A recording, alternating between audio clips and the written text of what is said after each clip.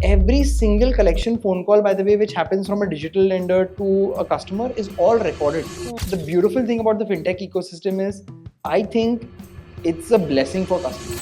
So do you not think there are a lot of layers involved in the system? Because ICICI, then you, then Paytm, then consumer, ultimately consumer is getting exploited, right? So what is the ROI that you're charging, and how are consumers even accepting such high ROI? So I'll tell you, one of the beautiful things about the fintech ecosystem, right? I think the beautiful thing about the fintech ecosystem is, I think it's a blessing for customers, if you ask me, and I'll tell you how. Today, the kind of people are getting access to formal credit because of fintech are the people who before this used to go to informal lending, Yeah. right? And the problems with informal lending are twofold, right? Number one, the APRs over there, right, will be more than 100% annualized, Yeah. right? Number two, God forbid if you don't give them their loan Loan. back, the collections that they do are absurd.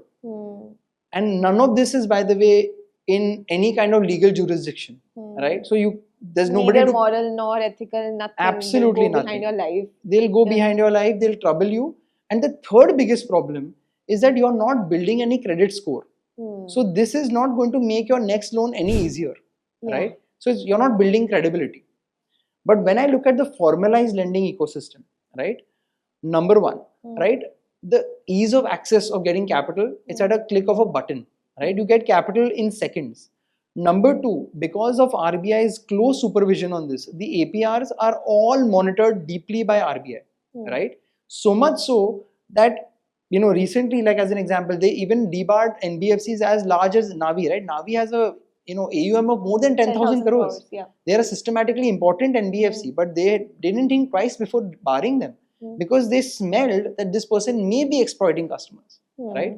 So that's how strict they are. So APRs are very much in control, right? So APRs, an example, is a function of what we feel may be the loss rates in that portfolio, right? It's a combination of that. And third most important thing is that you will not be exploited when it comes to collections as well. Every single collection phone call, by the way, which happens from a digital lender to a customer is all recorded and can be audited at any point in time by RBI. Okay. So if you're doing harsh collections and God forbid there is a complaint which happens, the RBI ombudsman will actually contact you and ask you for a full-fledged report on it with all kind of details. And if you don't do a good job, there will be all kinds of fines, right? So, and the last and the most important thing is that if you are a good actor, right, which pays back loans on times, you're building credibility, you're building your credit score, the pyramid just keeps on getting better, right? Because potentially maybe you start your journey with a little bit of a higher APR loan, right? Maybe 50-60%. Yeah. But it goes lower, right? Because next time you'll borrow, probably it will be half, right? And your journey keeps on improving. So this is the beauty of it, essentially, right?